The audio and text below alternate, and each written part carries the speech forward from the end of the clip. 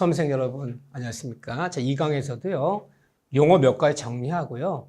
우리가 민법 총칙 공부할 때 큰 중요한 틀이 있어요. 그 틀을 한번 좀 잡아볼 거예요. 용어들 좀 잡아볼 거예요. 첫 번째 우리가 쓰는 용어는 아니야. 사회생활 때 학문적인 용어예요. 법률, 사실, 법률, 요건, 법률, 효과란 말을 써요. 법학 공부할 때 여러분들이 영어 시험 보러 가면 문제를 뭐로 묻어요? 영어로 묻지요. 민법 시험 보러 가면 민법 용어로 묻는 거지. 우리에서는 일상 용어로 묻질 않아요. 이렇게. 그때 용어를 자꾸 서브로트해야 돼. 쉽게 가르친다고 해서 그냥 용어를 쓰지 않고 자꾸 쉬운 말로 이렇게 우리말로 쉬운 말로 하면 듣기는 좋지만 시험장 가면요 그렇게 안 묻는단 말이에요. 법률사실, 법률요건. 그러니까 민법을 시험 보러 가면 민법 용어로 묻고 영어를 시험 보러 가면 영어로 문제를 낸다. 그걸 생각하셔야 자꾸 용어를 서브로트 하셔야 돼. 자, 많이 쓰는 용어인데 이 자체가 시험 문제거리는 아니지만 그러니까 용어 쓸 줄 알아야 돼요.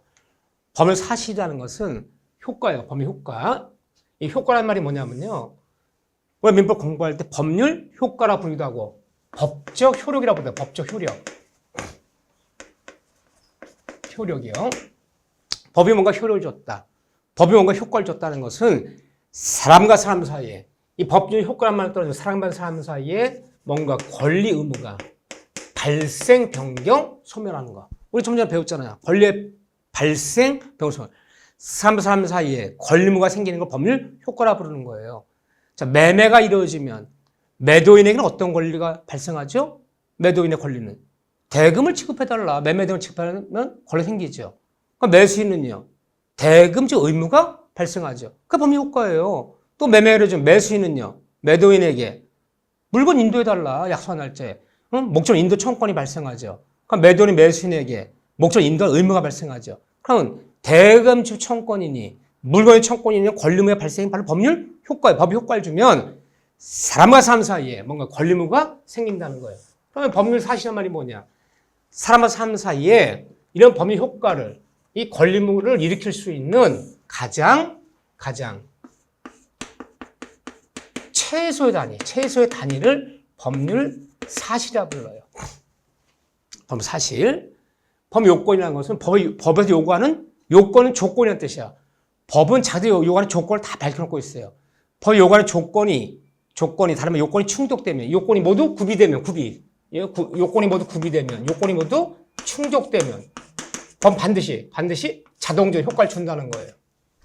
그럼 뒤집어 얘기하면, 사람과 사람 사이에, 자, 매매를 예를 들어 제가요, 매도인이 매수인에게 대금적 청구권, 매수인이 매도인에게 물건인도 청구권의 권리가 생겼다는 것은 뭔가 요건이 충족된 거야. 요건이 충족되지 않으면 권리는 발생하지 않아요. 효과는 생기지 않아요. 그럼 한번 임대차를 들어볼게요. 자, 임대계약을 맺었어요. 그러면 임대인은 임차인에게 차임을 지급해달라, 월세 지급해달라. 차임 지급청구할 권리가 발생해요.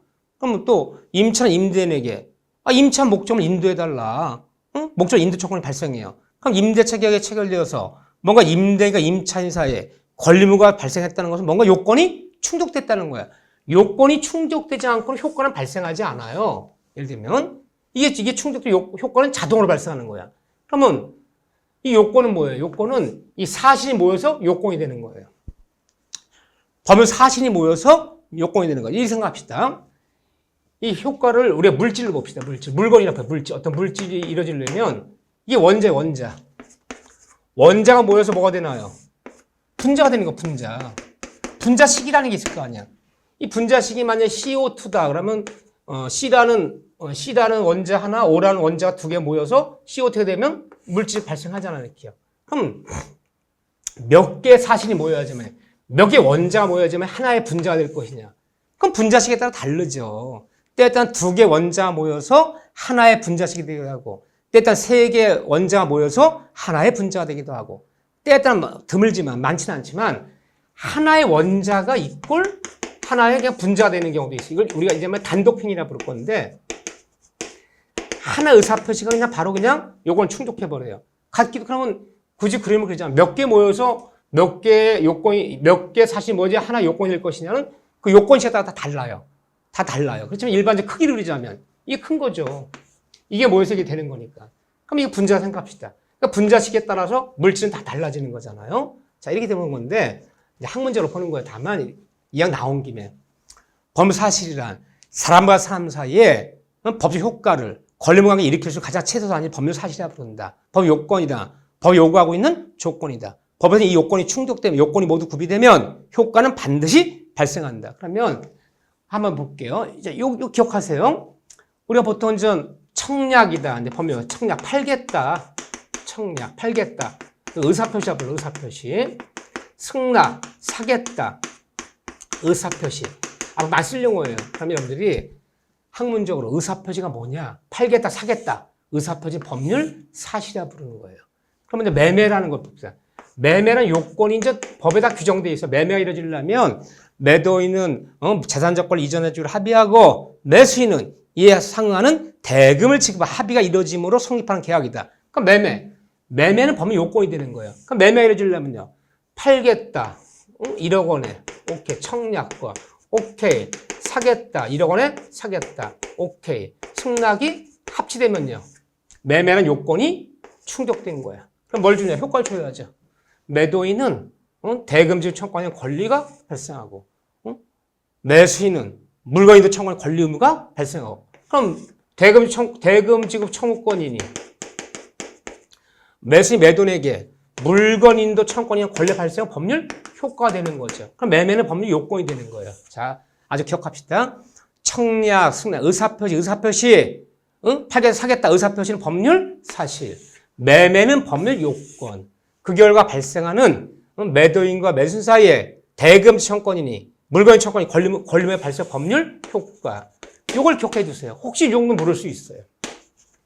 의사표시는 법률 사실, 매매는 법률 요건, 대금 청구권이니 물건 청구권이 권리의 발생 법률 효과. 이 단어 기억하세요. 이 정도. 학문적으로 보지만 그래도 이렇게 간단히 물을 수 있단 말이에요. 이렇게만 정리하지. 이 추상적인 것을 우리가 뭐 깊게 파고들어갈 수는 없어요. 이 정도 용어는 많이 쓸 용어니까 나머지 필요 없어요. 이렇게 봐주시고 그 다음에 어디를 필 것이냐. 페이지 26절 피세요. 페이지 26절 피시면 거기 이제 단독행위란 말이 나오는데 거기다 별표 2개 치세요. 응? 별표 2개. 제가 별표 2개 치세요. 제가 이제 별표 치는데 지금 2군데밖에 없어요. 권리변동 별표 하나, 단독행위 별표 2개. 이 법률행위라는 게 있어요. 용어가. 물론 이제 기초강의 때 얘기했는데 학문적 용어예요. 이런 개념의 개념. 우리가 이제 그 수학 같은 거 공부하면 사인 법칙, 코사인 법칙 그러면 뭐 이렇게 좀 뭘 정의를 하고 들어가잖아요. 수학하면 그 개념 정의를 하고 내리고 들어가잖아요. 그건 마찬가지예요. 이렇게 쓰기로 하자. 법률행위라는 게 있고 또 하나는 법률행위가 아닌 나머지는 그냥 내가 뭐 준법률행위라 부르기도 하고 준법률행위 이렇게 부르기도 하고 그냥 법률의 규정이라 부르기도 하고 법률행위가 아닌 거 그냥 이걸 비교하는 거 법률행위 아닌 걸 나머지 그냥 기타행위라 불러. 기타행위라 불러 좋고요. 보통은 이렇게 말해요. 법률행위와 준법률 이걸 많이 비교해요. 이렇게요. 사람을 따지면 남자 여자를 분류하자. 크게 나눠서 이렇게. 사람 분류한 방식 이거만 있는 건 아니잖아요. 혈액형으로 분류할 수도 있고 나이별로 분류할 수도 있고 인종별로 분류할 수 있지만 그냥 대표적인 남자 여자 분류하듯이 우리가 민법을 배울 때 법률행위 아닌 건 다 기타행위라 보자. 법률행위는 뭐냐? 법률행위는 뭔가 효과를 줘요. 민법 효과를 준다는 거예요. 효과를 준다는 얘기는요. 사람과 사람 사이에 뭔가 사람과 사람 사이에 권리, 의무를 발생, 변경, 소멸시켜줘요. 권리무가 생기는데 어떻게 생기느냐. 효과를 주긴 주는데 권리무를 주긴 주는데 그들이 내가 원했던 사람과 내가 원했던 대로 민법이 권리무를 주는 거예요. 그러면 내가 원했던 사람과 원했던 대로 권리무를 만들어가는 거예요. 효과를 만들어가는 거예요. 민법이 만들어주는 거야, 이렇게요. 그러면 내가 무엇을 원했는지를 알아야지 민법 효과를 줄 거 아니에요. 그때 모든 법률행위는 반드시 의사표시라는 게 있어야 돼요, 의사표시. 이 의사표시가 있어야지만이 뭘 원했는지를 알 수 있잖아요. 의사표시 한 대로, 내가 의사표시 한 대로 민법 효과를 주는 거야. 내가 원했던 사람이 원했던 대로 의사표시해서 원했던 대로 권리무를 만들어가는 거. 법률행위의 가장 대표적인 게 뭐가 있냐. 많은 게 있지만 가장 대표적인 거는 우리 사회생활 때 각종 계약이요, 계약. 매매 계약을 맺었다. 임대 계약을 맺었다. 돈 빌려주는 계약을 맺었다. 고용 계약을 맺었다. 두 사람이 머리 맞대고 원했던 대로 의사표시해서 원하는 대로 효과 만들어가는 거잖아요. 응? 각종 계약이 대표적인 법률행위예요. 근데 멤버 효과를 주긴 주는데 나머지 행위들은 어떻게 효과를 주는 거냐. 그 사람이 무엇을 원했는지 원하지 않았는지를 고려함이 없이 이 의사를 마음을 고려함이 없이 뭘 원했든 원하지 않았든 관계없이 법률 규정에 따라서 획일적으로 효과를 줘버려요. 권리망을 만들어줘버려요. 그러면 법령이 아닌 나머지 기타의 준법률행위를 부르는 거예요. 크게 두 가지라는 거예요. 이거 의사를 고려함이 없이. 이거 의사를 고려해야 돼. 의사를 고려해서 원했던 대로. 반드시 의사표시 있어야죠. 법령이 아닌 나머지 행위는 의사표시 필요 없어요. 의사 고려 안 할 거니까. 하나 예를 들어 볼게요. 우리 아버지께서 돌아가시면서 유언장을 썼어요. 나 죽고들랑 어디 있는 땅은 어느 자식한테, 어느 건물은 누구에게, 어느 재산은 누구에게. 유언장 쓰고 자필증 쓰고 도장 찍어놨어요. 돌아가셨어요. 어떻게 재산 분배하나요?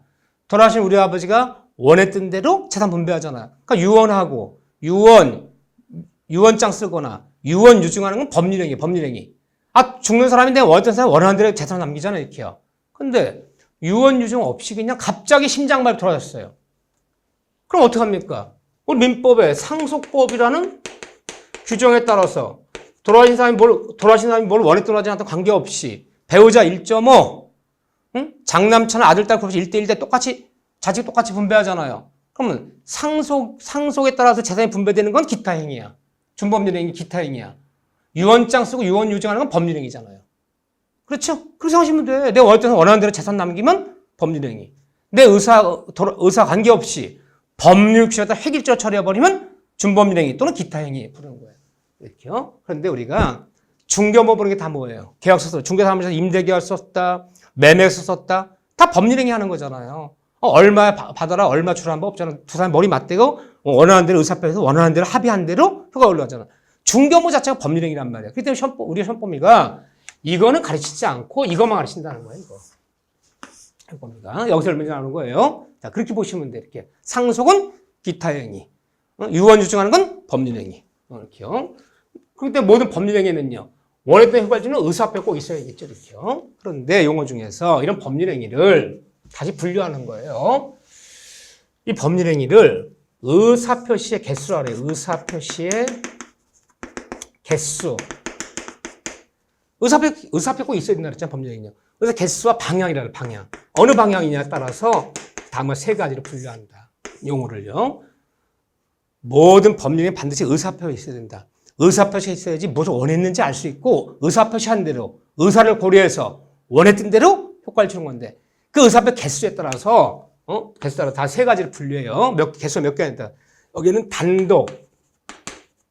단독행위라는 것이 있고 여기는 계약이라는 것이 있고 여기는 합동행위라는 게 있어요. 합동행위. 이 세 가지로 분류돼요. 근데 앞으로는 제가 행위란 말을 많이 쓸 거예요. 행위란 말을.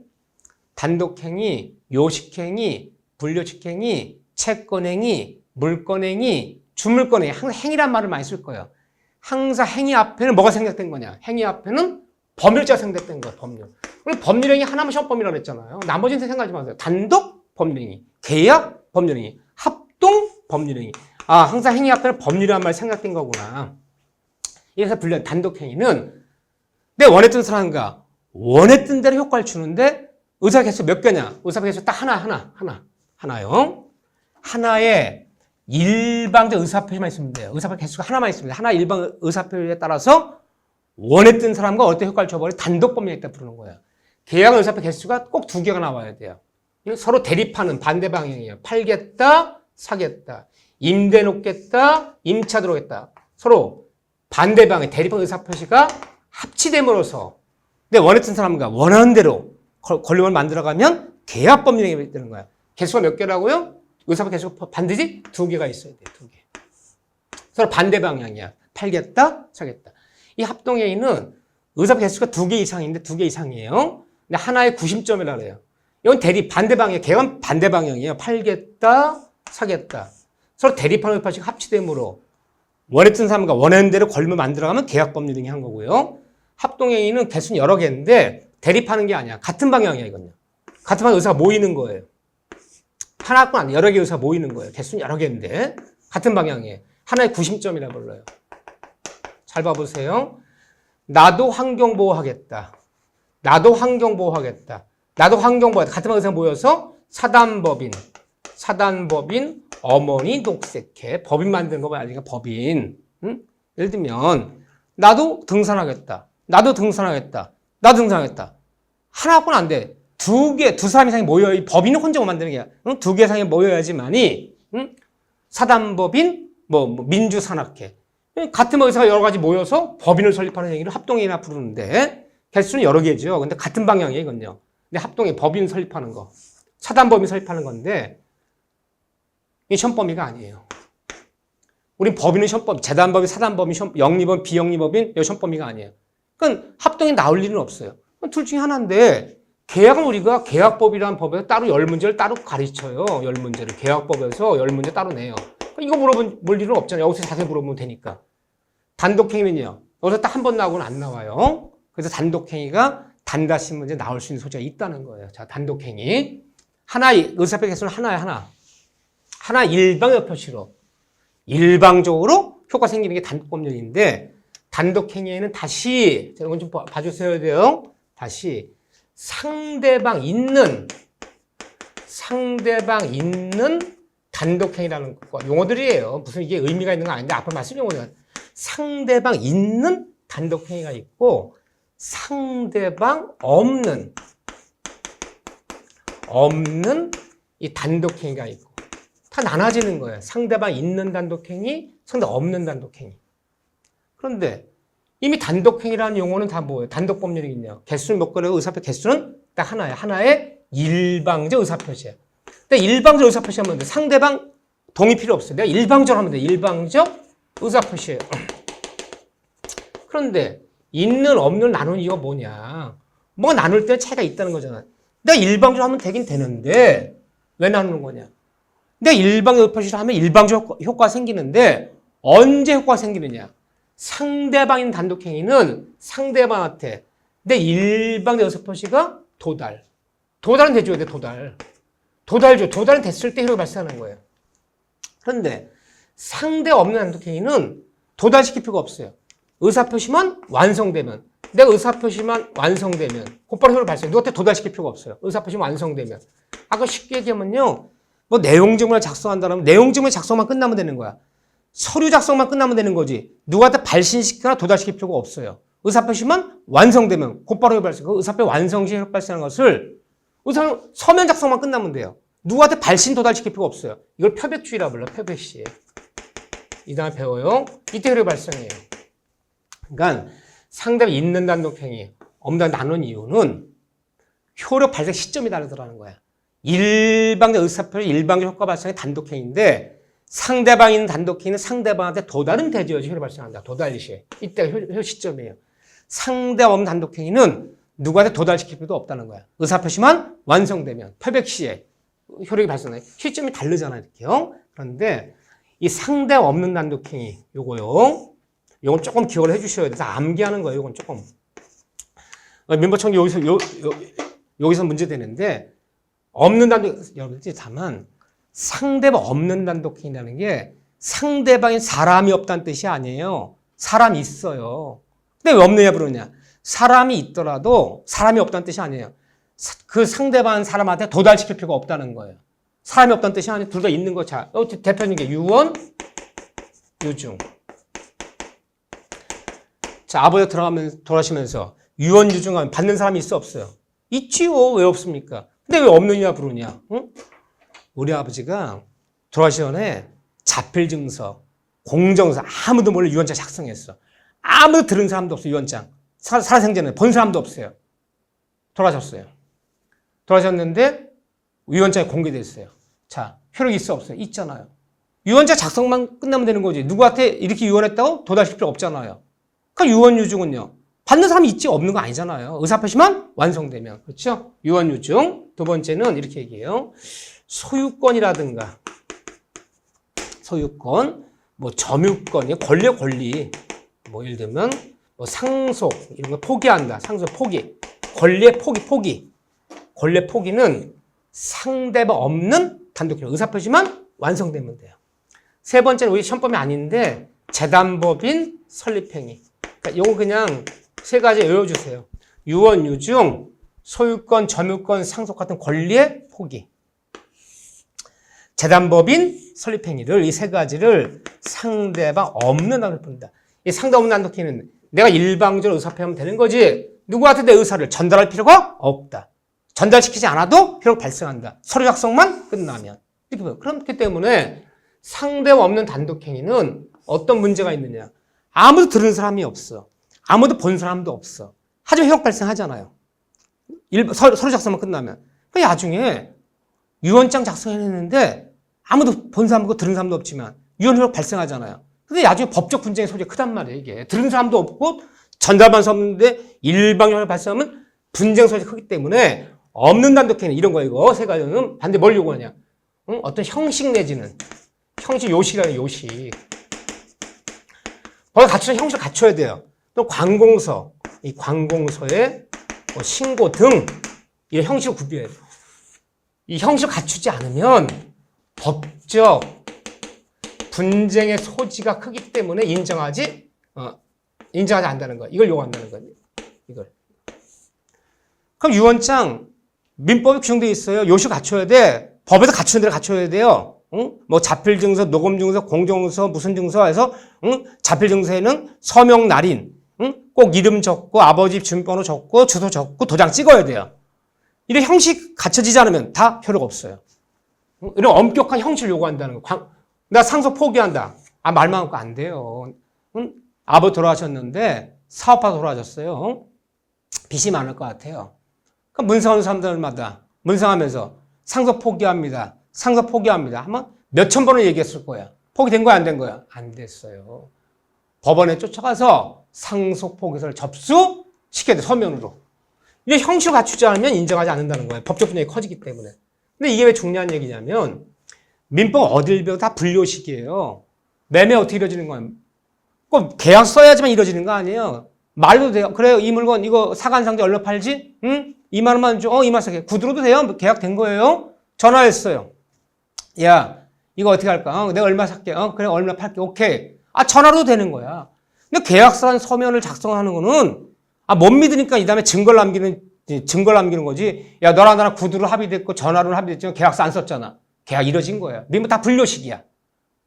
형식 필요 없어요. 어디를 다 배워도.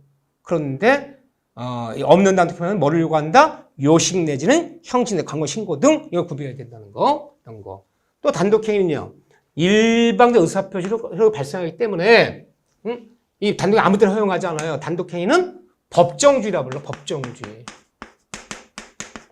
법률에 규정이 있을 때만 허용돼요.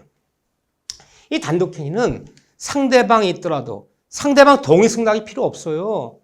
동의 승낙 안 받아도 일방적으로 발생하는 거예요. 상대방한테 불리한 거야. 내 의사를 묻지 않아요. 내가 일방적으로 하면 돼. 그렇기 때문에 아무 때나 허용되지 않아. 법률에 규정이 있을 때. 이 다음 보면 있는 단독행위인데 보면 취소한다, 동의한다, 해제한다, 상기한다, 철회한다, 추인한다.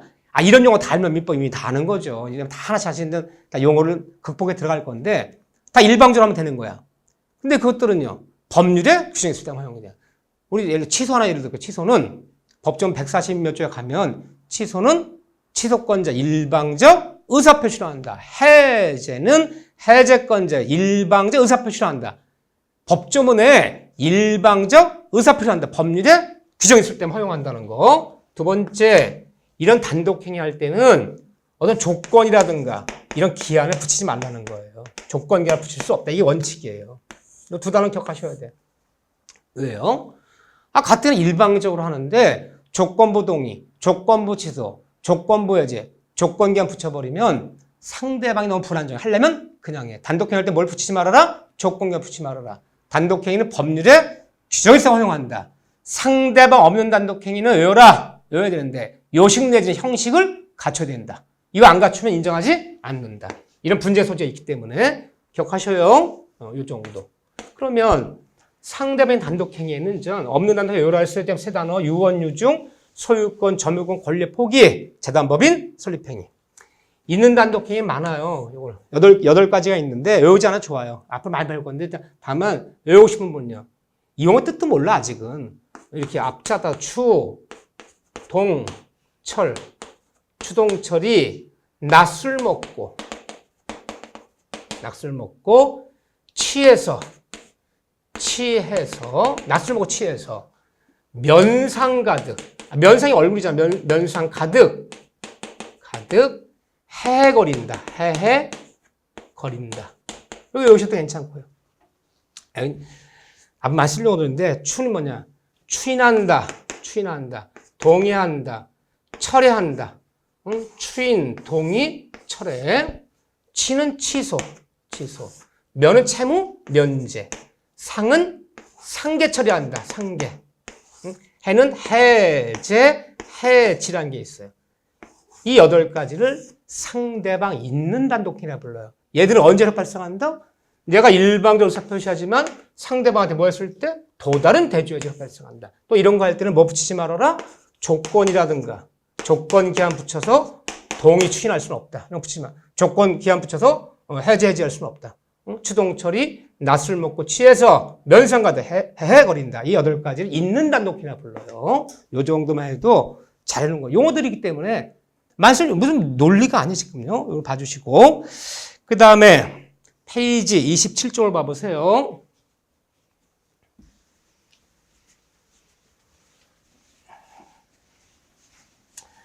자, 페이지 27쪽 보시면 용어 중에서 채권행위했다.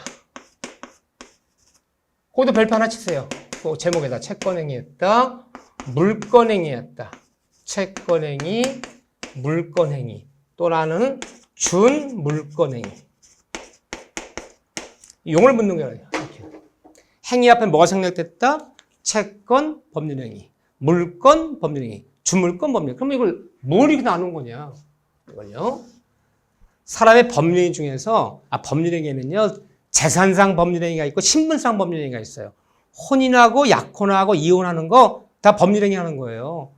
혼인 내가 원했던 대로 혼인하지. 내 의사와 관계없이 획일적으로 혼인하는 사람 없잖아요. 입양하는 것도 마찬가지지. 내가 의사표에서 원했던 사람 원하는 대로 입양하는 거지. 내 의사와 관계없이 강제로 입양하는 사람 없잖아요. 그럼 혼인, 약혼, 입양하는 게 다 신분상 법률행위야. 물건 사고 팔면 재산상 법률행위죠. 근데 이런 행위들은 재산상, 재산에 관련 재산상 법률행위를 나누는 거예요. 재산에 관련된 법률행위를 다시 이렇게 나눈다는 거예요. 채권 법률행위했다, 재산에 관련되는 거예요. 무슨 신분행위에 채권행위했다, 물권행위했다 말은 없고, 혼인하고 약혼했다, 물권행위, 채권행위란 말 없고, 채권행위했다, 물권행위했다, 준물권행위했다 그러는데, 이 채권행위를 다 법률 용어예요. 부담행위했다, 부담행위했다, 이렇게 부르고, 이 물권행위, 준물권행위를 합쳐서 부르는 건데, 이거를.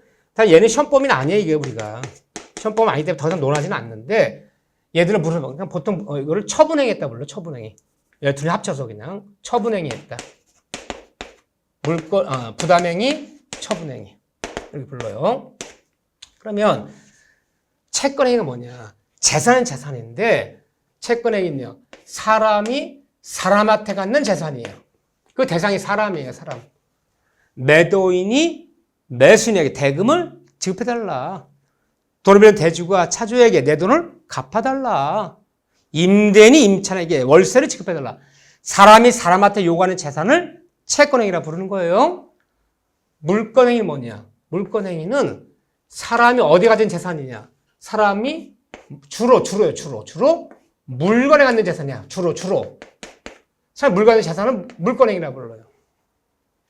사람이 어떤 동산, 부동산에 소유권이 있다. 어느 토지 건물에 지상권이 있다. 전세권이 있다. 돈 빌려주고 어느 아파트에 저당을 잡았다. 저당권이 있다. 보세요. 그거 재산이에요. 사람이 물건에 갖는 재산을 물권행위라 보면 돼요. 이 준물권행위 뭐냐? 사람과 재산인데 사람과 권리와의 관계야. 사람이 권리 갖는 재산이 권리. 대상이 사람이라면 채권행위. 그 대상이 물건이라면 물권행위. 대상이 권리라면 주물권행위 때 불러요. 그럼 뭐냐? 보세요. 어떤 사람이 저작권. 저작권 재산적 가치 있잖아. 근데 이게 물건도 아니고 사람도 아니잖아요. 재산적 권리잖아. 저작권, 발명권 남한테 양도했다. 예를 들면 채권이에요. 채권. 내가 누구한테 돈 받을 게 있어요. 1억 받을 게 있는데 내 대신 네가 받아가져라. 채권을 남한테 양도. 채권의 양도. 그럼 이런 것은 권리와 관련되는 거잖아요. 그럼 여러분들이 저자가 발명 특허권을 남한테 양도하는 거. 뭐 채권, 채무를 양도하는 것을 이런 것은 대상이 권리잖아요. 권리. 이거 발명은 저작한 채권이 권리잖아요. 이런 준물권에 있다 부르는 거예요. 그런 거. 이런 거.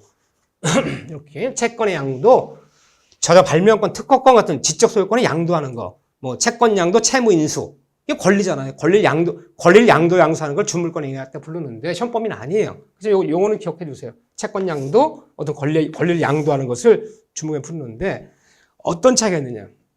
이 채권행위는 반드시 이행의 문제를 남긴다는 거예요. 채권행위 하면 다 끝난 게 아니에요. 매매계약이 이루어지면 매도인이 매수인에게 대금 청권량은 권리가 발생해. 매매가 채권행위한 거예요. 근데 매도인 매수인한테 대금을 지급하라 요구해서 대금 지급받아야지 만족하는 거죠. 돈 빌려주는 행위가 채권행위하는 거예요. 그러니까 빌려주는 사람, 빌려간 사람한테 내 돈을 갚아달라 요구했더니 돈을 갚아줘야지 만족하는 거지. 채권자 스스로 만족하지 못하잖아요. 채권자가 채무자한테 청해서 구해서 채무자가 뭔가 이행을 해줘야 돼. 돈을 갚아줘야 되고 대금을 지급해줘야 되고 계약을 계약도 이행해줘야 되고 상대방 이행해줘야지만이 만족하는 거지. 다 끝난 게 아니에요. 이게 문제 남은 게요. 물권행위는 왜 처분행위라고 그러냐. 모든 게 다 끝난 거야.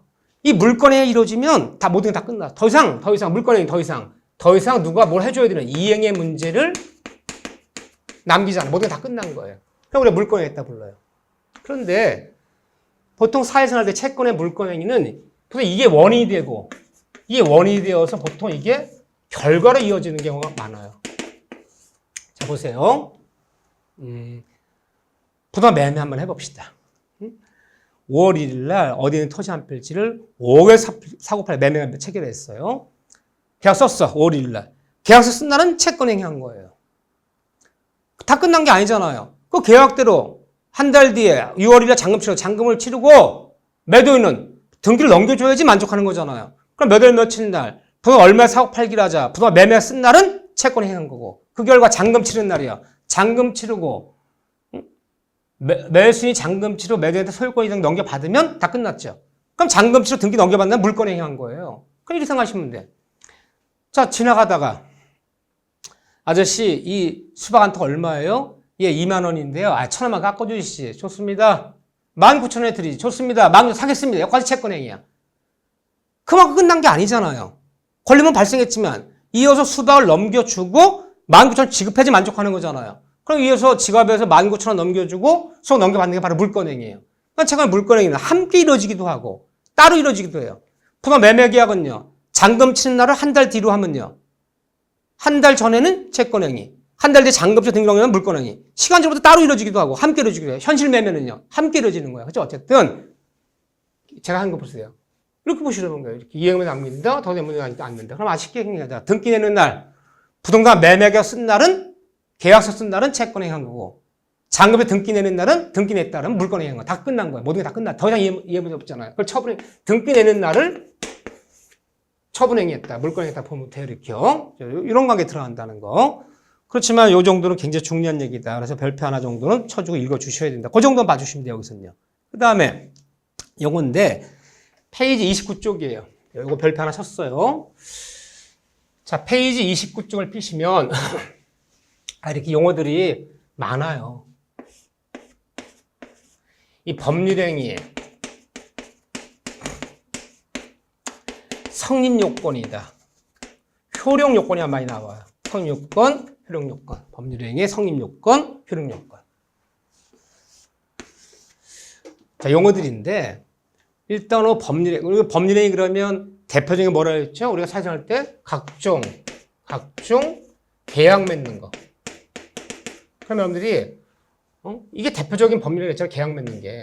그러니까 법률의 성립요건이란 말은 계약의 성립요건, 계약의 효력요건이 봅니다. 이렇게 용어를 바꿔보자고요.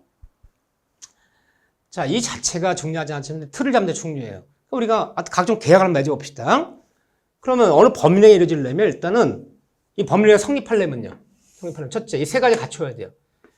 이 셋 중에 하나 빠져버리면 법률이 성립하지 않아요.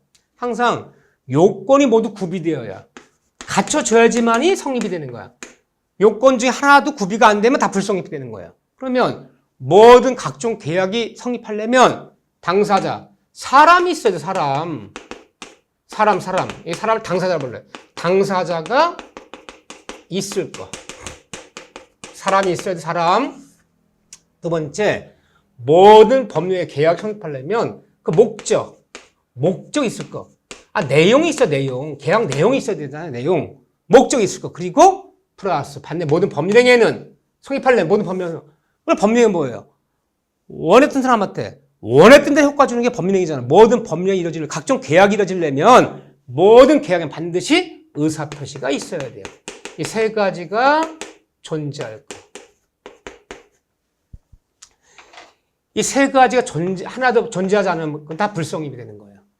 계약이 성립되지 않는 거예요. 모든 법률에 성립하려면, 계약 성립하려면 당사 사람이 있을 것, 그리고 목적이 있을 것, 플러스 의사표시 있을 것. 세 가지만 있다면 성립이 되는 거고.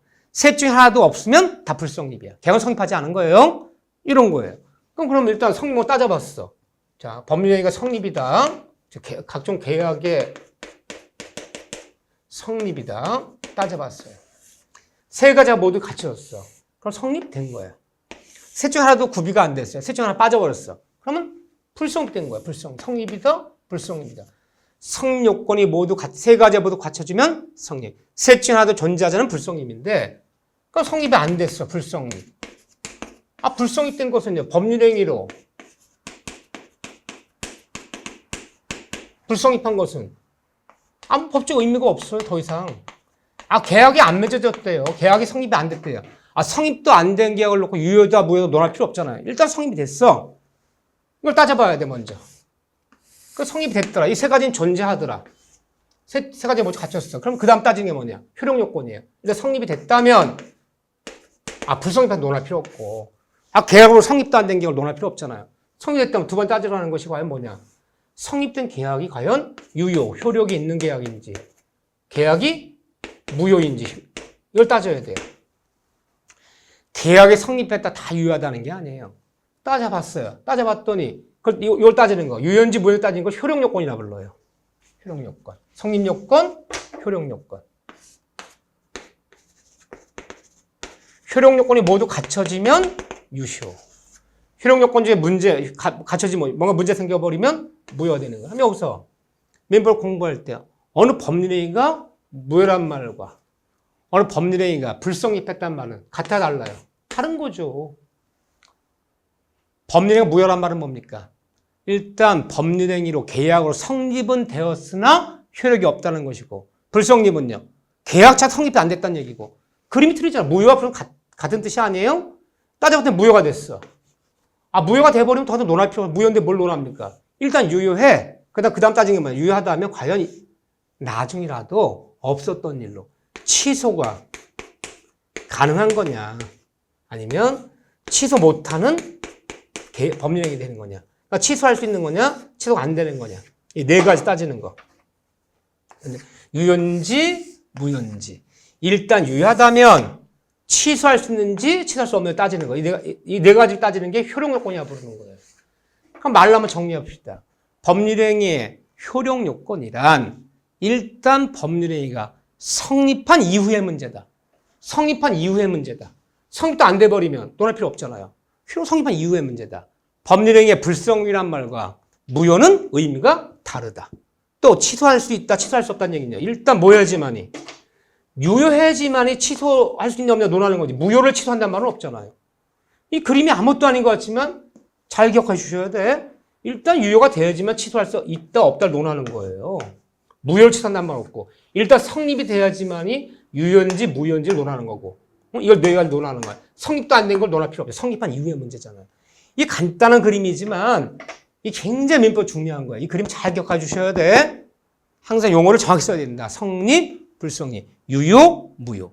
일단 유효하지만 취소할 수 있다, 취소하면 논하는 것이다. 효력 요건에 들어가면 제가 이거를 요즘 우리 이론적인 거 안 묻기 때문에 자세히 가르치고 싶은 마음은 없어요. 원래 법대학생 굉장히 중요한 거 이게.